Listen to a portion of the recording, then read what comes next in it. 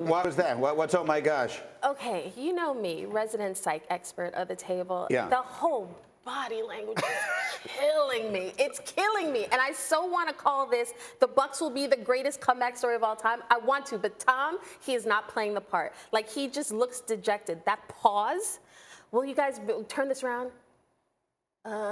It's like, no, Tom, you know what? Give me Rodgers and all that craziness and that, like, attitude, because at least he's defiant. At least he's like, we'll get better. I don't know what that was. I'm always very hesitant to disagree with Kimberly Martin because she rolls her eyes at me. But I actually think he was just really aggravated by the question. Like, I think when are players you guys ever have aggravated by reporters? I feel like that was like the football on Thursday nights has stunk, and you guys have stunk. So is there any reason to think you're going to be better? And I think it was just like, I know what I really want to say to you, pal, but I'm going to have to answer the question. I understand what you're saying, but that's kind of how I interpreted it. Yeah, I mean, I think the message in the locker room is definitely very different. And we talked about his quotes on his own podcast earlier in the week. Mm-hmm. They were a lot more fiery, and they were more about we than the Aaron Rodgers thing. I am willing to defend Aaron Rodgers in the way that he approached all this, in the same way with Tom Brady. But what it comes down to is, what are you going to do on the field? Like, there's no quote that's going to make any of us believe in them. There's no quote that's going to turn this all around. They need to start playing better. And in part, if we're going to be critical of quarterbacks, the one that's worth being criticized is not not Aaron Rodgers, but it's Tom Brady. He's playing well, throwing the ball well on occasion, but he's also hitting the defenders in the chest with the ball every now and then, which is not something that you expect from Tom Brady. I have the perfect solution for his mood, for his play. Rob Gronkowski. And my approach would be the same way I approach Michelle asking to marry me. I'm not taking no for an answer. Whatever the concern is, the answer is yes. You want to play third down? Yes. You want to block? Cut on the backside. You want more money? The answer is yes. That is your job description. 15 plays a game. Because his presence alone will make those slow old receivers on the outside even better. And the other thing I would do is maybe consider trading for a receiver. But what will pep up Tom Brady more than his old buddy Rob Gronkowski? What will make him a better quarterback? Rob Gronkowski, I would go see him as the GM, Jason Light, and say, Rob, this is really easy. You are coming. You're going to come willingly. You're going to come involuntarily. You are coming. That is your job description is going to be filled out by you, but you're a Buccaneer. Congratulations. I like that. I'm actually with him. I think they do need to address the tight end position because we've seen Tom Brady thrive when he has that guy that can be in the middle of the defense and be a mismatch for linebackers and safeties. But I don't think that's Rob Gronkowski. I think the guy is Mike Gesicki at the Miami Dolphins. He's a player that they tried to trade for. They tried to trade in the offseason, on Miami, I'm meaning, and this is a player that's fallen out of favor with Mike McDaniel because he's not a great inline blocker. It could be a fit for the Tampa Bay Bucs. But everybody that's ready to bury the Bucs right now, just pump the brakes. They play in the NFC South. Yeah. It's Tom Brady and 3 backup level quarterbacks.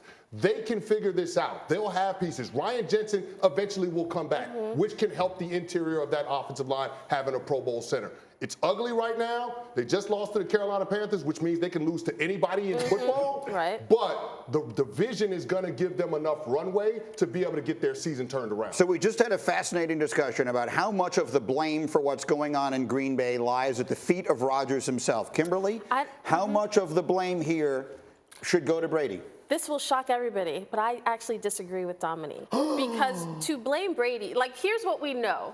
We know that you get pressure up the middle against Brady, it's over. Yep. Where are they giving up the pressure? Up the middle. The man is 45 years old and finally looks like he's 45 years old because he is literally, by the time he gets the ball, people are on him. No, the blocking hasn't been good. They can't run the ball. Right. They can't stop the run. The defense, we love Todd Bowles. Lord knows we do. However, that part right there. However, when he is talking about this is a really dark day right now, like that stuff I heard when he was with the Jets. Yeah. Like they have the personnel. That's why I think they'll be fine. But right now it can't just be all on Brady, especially with that defense. No, I think so. If you go back 2 weeks, Tom Brady was incredible in that game that they lost, and I think that he plays good enough for them to win. But where's all the energy that we have for every other quarterback, where we tell them make everyone around you better? That's what Tom Brady does.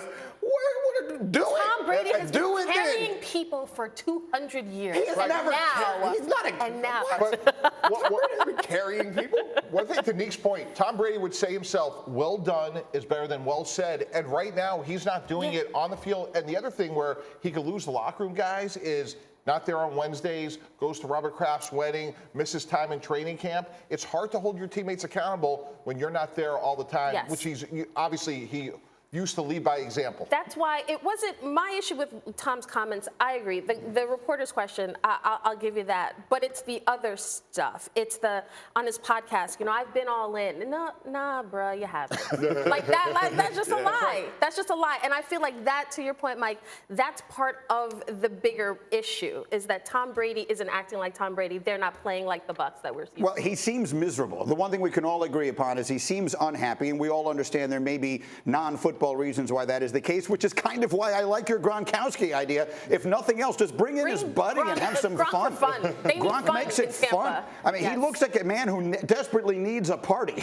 And Rob. Thank you for watching ESPN on YouTube. For live streaming sports and premium content, subscribe to ESPN+.